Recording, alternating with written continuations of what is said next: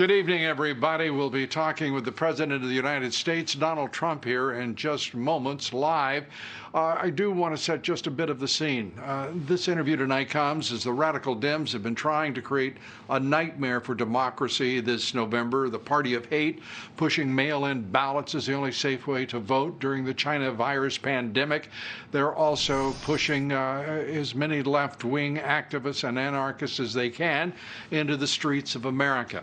Just when we thought that with the China virus pandemic, that the radical Dems would stand up for national security, the national interest, and be shoulder to shoulder with the president in confronting more threats, more crises than any president since Abraham Lincoln. It is stunning to see what has actually been the result. I understand the president is on the phone now, and I want to go to him straight away. Mr. President, we're delighted to have you with us on the broadcast, and we hope that you can stay with us a while to go through all of these issues. But my first question would be, at what point do you expect the Democrat Party to align itself with the national interest and the welfare of American citizens? Well, maybe the point of great success. We were at that point where we had a tremendous, nobody covered it better than you, Lou, and we had a tremendous economy. We had the best employment numbers, best stock market numbers, although they're catching up. We're very close. But we had the best numbers that you've ever seen and the best numbers anybody's ever seen. Probably the best numbers ever for an economy, beating China badly, beating everybody badly. And they were coming along because they weren't able to fight that. And the COVID actually, now they try and, play that game. But they were very close. There's nothing like success for bringing people together. Sometimes they don't want to necessarily come for that reason, but we were getting much closer. And this came, and now, I don't know if you heard some of the numbers on cars and manufacturing, but some of the numbers released yesterday and today were absolutely incredible, beyond anybody's belief. We are seeing some remarkable numbers with an economy that has, at one point, was all but shut down by the China virus. We have seen now new voices arise saying to you that, Mr. President, you should shut down the economy again.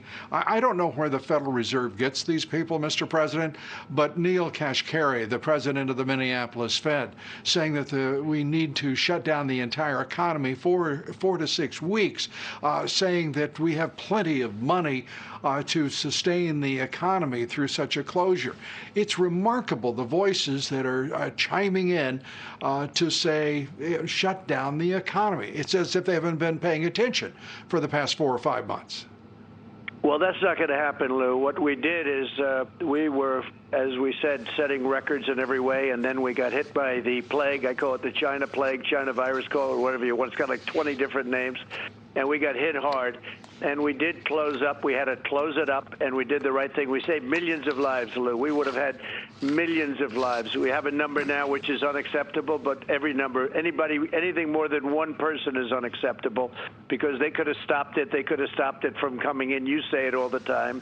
They stopped it from coming into China, but they didn't stop it from here, Europe, and the rest of the world. So we closed it down, and we're now opening it up, and it looks like it's a V. It's absolutely a V. But we're not going back to shutdowns now. We understand the disease. We understand the problems with elderly, especially elderly with heart or diabetes or other problems, and we're able to take care of them. We understand it now, but we're not shutting down. We've done really very well. The numbers are looking very good, by the way, in Florida, Texas, and California. They're heading down. Right. Right.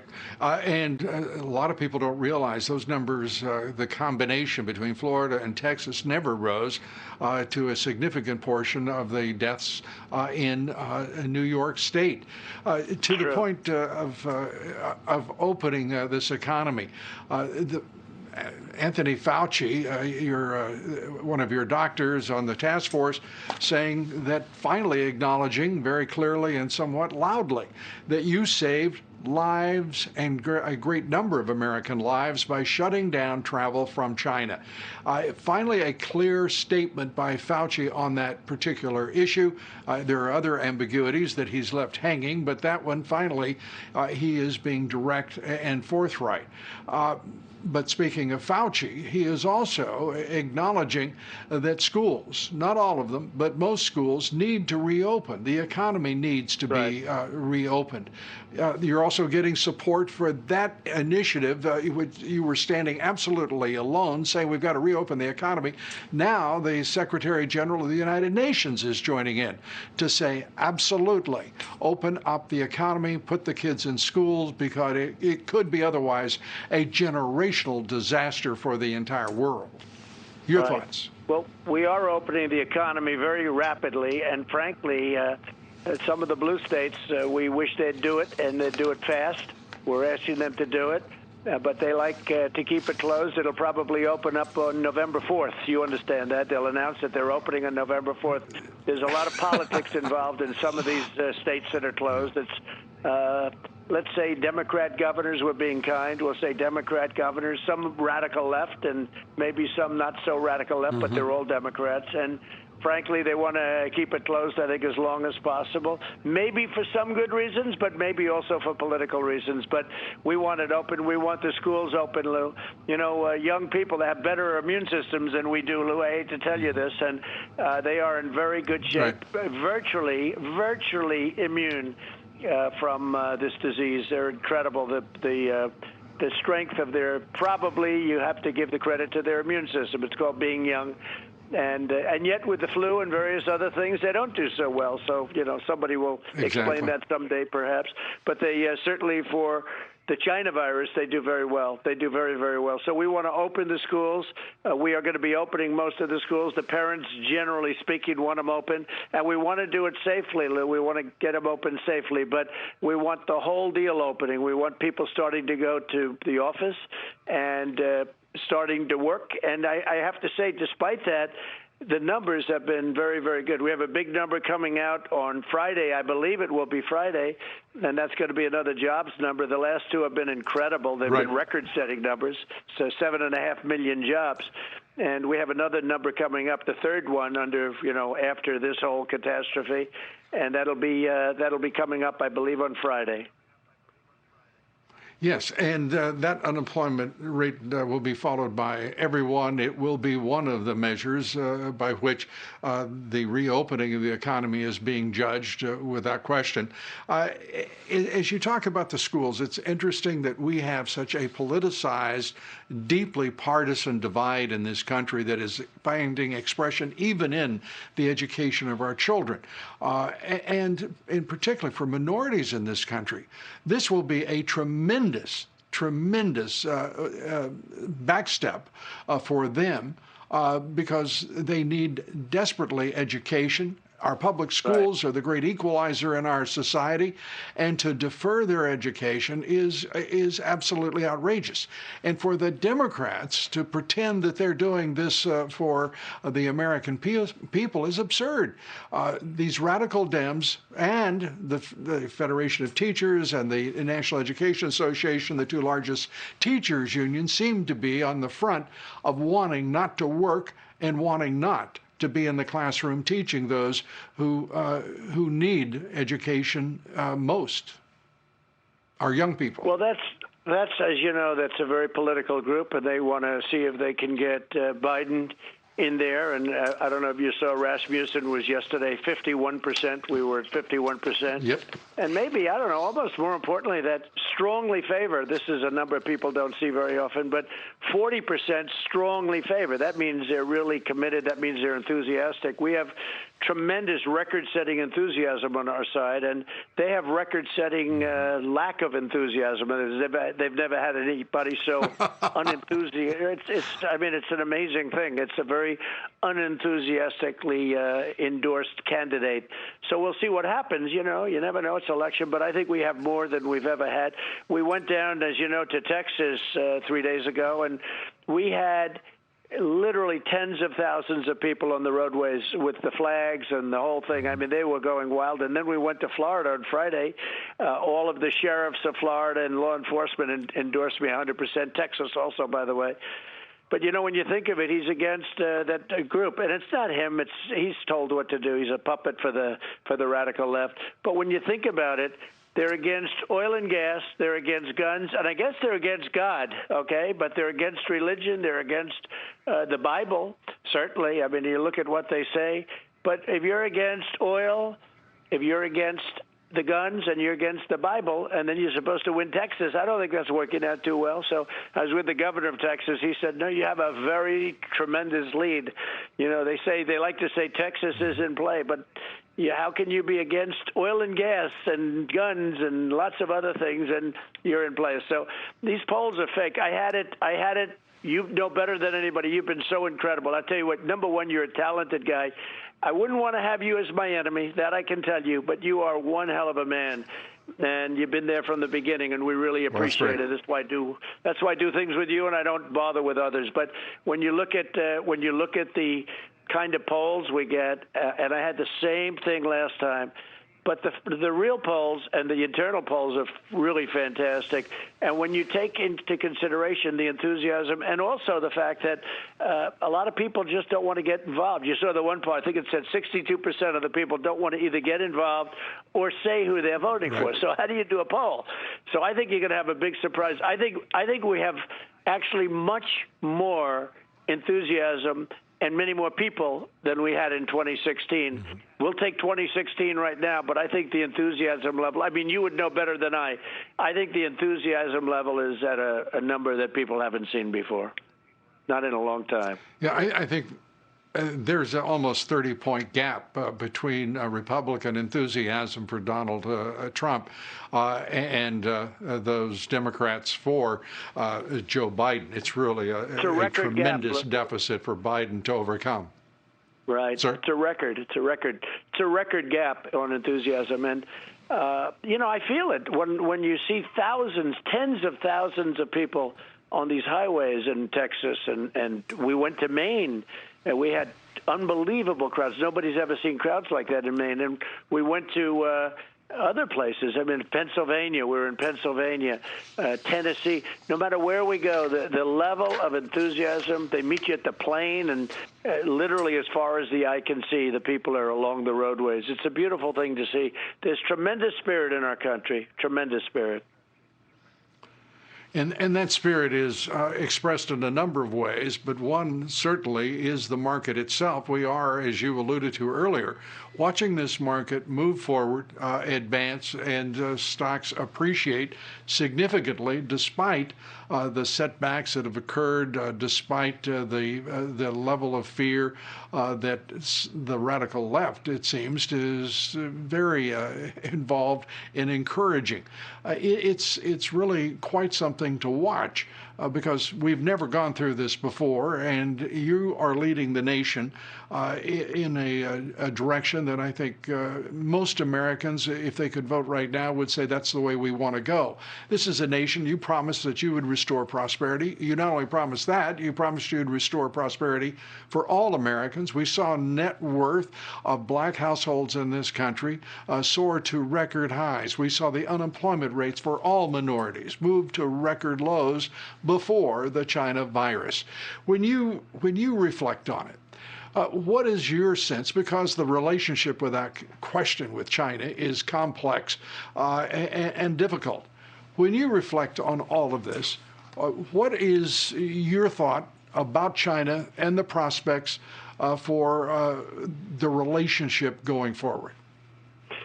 Well, it's been very badly hurt by what happened because I really believe they could have stopped it in Wuhan, and I feel strongly about that.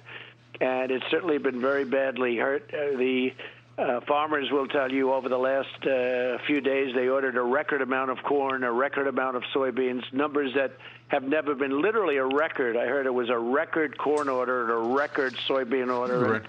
they're buying. You know, I made a trade deal, and it's a wonderful deal. But after this happened, I don't feel the same about the deal. We did USMCA too with Mexico, Canada. I feel that's been a great deal because that took the place of the worst, probably the worst trade deal ever made, NAFTA, which was just a horrible deal, emptied out our factories. But the USMCA is a great deal. The deal with China was a great deal, but I don't feel the same way as I did. Look, we've lost 160,000 people. We're going to lose more. We would have lost millions had I just let it ride, as they expressing go. We could have lost millions at the same time. Can you imagine with all of the death, and now you multiply that number times 10, 15, or even 20, it would have been unsustainable and unacceptable. But this was caused by China, and so it certainly has had a negative impact. I had a really great relationship with President Xi, as good as you can have, I would suggest. But it just is. It's been such a horrible, horrible thing when you see everyone walking around now with masks, and you see all the death, and you see what's happened to this country, but really to the world. I mean, if you look at the world is. Some countries have been just literally devastated. Look at Europe. Look at what happened to Italy and Spain and France and all of these countries. They were just devastated by this, and it could have been stopped. So it certainly has had an impact. TikTok is one thing that we're doing, and we just I don't know. Maybe I would have done that anyway. I don't know. It could have been affected by this. Huawei, I've stopped Huawei from coming into this country. I mean, there were some false reports. I actually called the great Lou Dobbs to tell him, by the way, you have one report wrong. You were sort of indicating that I was allowing it in. No, I wasn't allowing it in. In fact, we're actually taking down equipment where they have Huawei equipment bought years and years ago, long before my time. And we're actually taking it down off the top of towers and things all over the country. No, I turn it, and I've gotten many countries not to buy it too, because we think it's a very big security risk. So I don't know. Maybe I wouldn't be the same. Maybe I wouldn't feel the same. Maybe I'd sort of close a blind eye. But you know what? It is what it is. It's been a horrible, horrible thing. And again, we never did. We had the greatest year in the history of the world, if you think of it, not just this country. Yep. There's never been a country that did better than us last year. And now we're fighting back, and now it looks like it's a V based on the auto sales, based on a lot of different things. I don't know if you saw used car sales. You can't even get a used car now, which is a big indicator, by the way. But you look at manufacturing numbers, and it'll be interesting to see what happens on Friday. I don't know the answer yet, but we'll find out on Friday. And jobs, another jobs number. But it looks very certainly like we're going to have a V, a very strong V. I'm dealing with Nancy Pelosi and Chuck Schumer, and we're trying to get some real good money to take care of people that should be taken care of and helped. The problem is they're more interested in taking care of let's say Democrats who did a very poor job running a state. You know the states I'm talking about. There's a number of them where they're run by Democrats, some radical left. You look at what's been going on in Portland. And by the way, the Wall Street Journal gave us a great editorial that Trump wins in Portland. I sent a whole group of very, very tough, very talented people there to protect, can you believe it, a courthouse, a major federal courthouse from being burned to the ground, torn down, decimated, and we saved that very easily, frankly, and we helped them beyond that, and we could solve that problem totally very quickly and easily, but we're not doing that as of yet. But it's been a very big victory in Portland. It's been a big victory in Seattle. We were going to send in the troops. I had mentioned that once here before. We're all set to send them in, and they did it instead, which is the way it's supposed to be. It's supposed to be done locally, but they knew we were coming the following morning, and it worked out very well. These guys just raised up their head. The anarchists and the agitators, they were exhausted, and they just held up their hands and gave up. But we've had tremendous success, and I think next year is going to be one of the best years we've ever had, Lou. But in the meantime, you can never forget the death, and you can never forget all of the tremendous amounts of money we've needed to put back into our country to keep it going well, to keep it going the way it should. And the direction is decidedly the correct one. The quibbling and the detractors that are with you 24/7 from the left, are really right now operating in a way that I find incomprehensible. Because this is a time for the national interest. And we're not hearing from other leaders, that is CEOs, corporate leaders, who could be influencing the Democratic Party, who could be influencing the left. And instead, many of them are supporting left-wing organizations, including Black Lives Matter, who are bringing anarchy and violence to our streets. It is a peculiar time for the leadership of corporate America as well, and particularly because, in addition, they are the ones who own the fake news outlets that you refer to so often and correctly with some bitterness, if I may say. It is those companies could change all of this in a matter of days. Do you find it's just absolutely stunning that they will not rise to the occasion? Well, I find a company like Comcast, I don't call it Com, it's C-O-M, but I call it C-O-N because there's a whole big con job. They own NBC and MSDNC, and I find that company to be a disgrace, and they could heal the wounds because, what's wrong with having strong military, low taxes, great school, great protection, good, strong police forces so you don't get hurt, suburbia strong. I ended that horrible rule where they were building low-income housing in the middle of the suburbs right next to your house and really destroying a lot of families and a lot of the American dream, and I ended it. They wanted to change it. I said, nope, you got to end it. That's been going on for a long time. Got much worse under Obama and would have gotten much worse. Cory Booker was going to take it over, so you can imagine how that would have been. That would have been a disaster with him. He was another great presidential candidate that ended up getting out with 0% of the vote. So, it's one of those things, Lou, but I will tell you this. What I've done is I'm fighting some of these companies. I'm fighting now Big Pharma, and I'm going to a favored nations clause. Germany, and we have countries that get drugs for a tiny fraction of what we pay. We pay for all of the cost, all of the research and development, all of the everything. And you'll have a pill, as an example, that will sell for pennies, and we pay dollars. Our people have to pay big dollars for them. And so what I'm doing is I've instituted a favored nations clause, which is tough.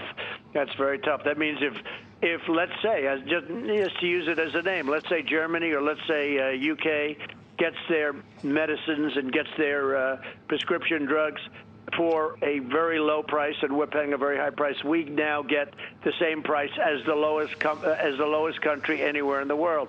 You're talking about 50, 60, 70% reductions in price and more.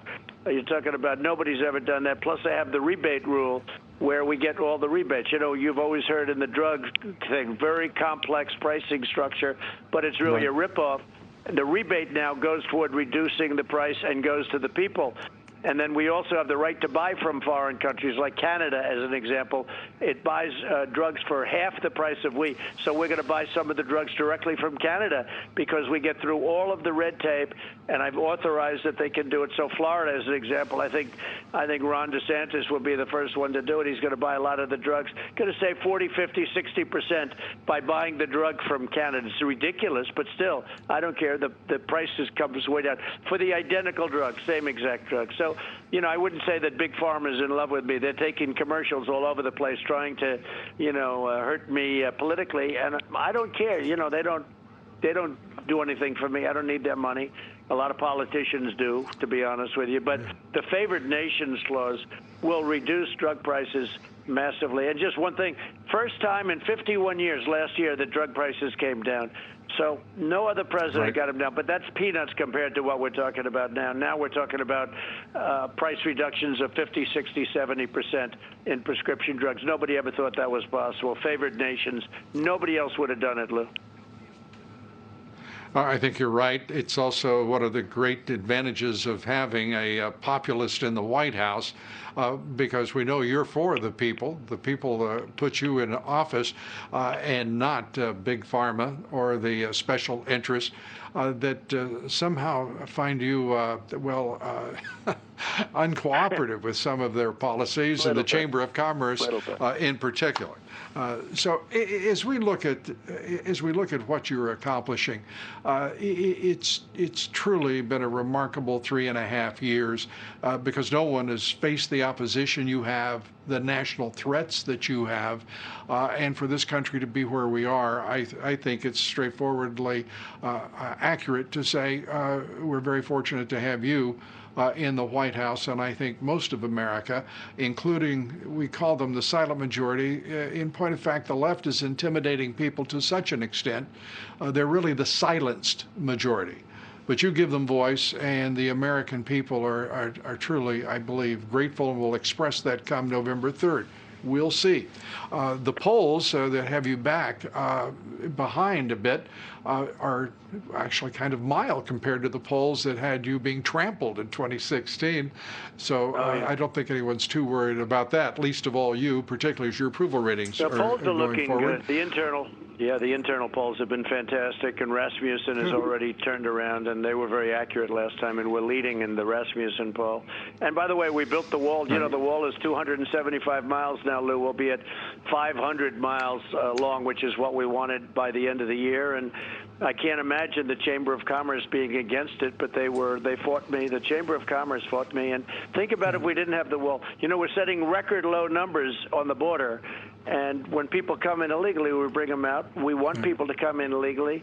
But you would think, and because of the pandemic, because, as you know, Mexico is very, very heavily infected, because of the wall, we're not getting a huge negative impact from Mexico, which is a tremendous thing. So a lot of good things are happening. You'd think the Chamber of Commerce would be extremely happy with the job I'm doing, but they're coming from a different side of the plate. Absolutely. And as we are approaching a limit on our time, I just do want to get to the issue of William Barr, the Attorney General's investigation, John Durham, of Obamagate. So much is in the public eye now that it is clear that there was a conspiracy in the Obama era, intelligence agencies to overthrow your presidency. Before that, to block your election outright. 100%. Your thoughts about whether that investigation will result in charges before the election? So we caught President Obama and Biden spying on the campaign. Biden was even saying using the Logan Act, which is exactly what they used on Flynn. They used the Logan Act, and they had it down in writing at a White House meeting where President Obama and Vice President Biden were there. Biden suggested the Logan Act, which I understand very well, but General Flynn probably didn't. But they used it on him very, very terribly. What they've done to him and so many other people, they've destroyed their lives. I caught them, and we caught them spying using the intelligence apparatus of our country to spy on an opponent's or the opposing party's campaign, both before and after the election. How about after the election? I had already won, and now they wanted to get, that was the insurance policy, Lou. We're going to get him out in case she loses. We're going to use the insurance policy, a famous quote from Peter Strzok and his lover, Lisa Page. You remember that beauty? So that was the story. We caught them spying. Now it's up to our Attorney General. As you know, I've wanted them to do it. I didn't want to get overly involved. Maybe I should, maybe I shouldn't. But I do hear it's breathtaking what they found. That's all I can say, breathtaking. And hopefully it'll come out soon. But it's beyond what anybody ever thought even possible, how bad it is. How bad it is and how corrupt it is. But I'm going to let them do that. I'm not going to do that. It's a horrible thing that took place, and it should never be allowed to happen to another president. Absolutely, without question. And your administration, you promised would be transparent, and you have done your level best to do that, despite the deep state's efforts to bury everything about as deeply as they could. But I've got one question as we conclude here, because actually a lot of my friends are very concerned about what the federal government is doing when it comes to UFOs. So if I could just ask you, are you going to commit more resources to exploring UFOs and open the documents to the public? Well, I think you're probably in this country, you're the UFO expert. So I'm going to be totally guided by the great Lou Dobbs, and I will tell you that I'll do whatever you ask me to do, including total transparency. And I got to tell you, there's probably some pretty good transparency needed there. There's no doubt about that. Well, Mr. President, I couldn't have asked for a better answer. Thank you so much, and I'll be calling your office soon to get that underway. It's been great talking with you, sir, and we appreciate your time, Mr. President. Great to have you with us. It's my President great Donald honor. Trump. You've done a fantastic job. Thank you, sir. Lou. Thank you very much. Bye. Thank you for the kind words. Thank you, Mr. President.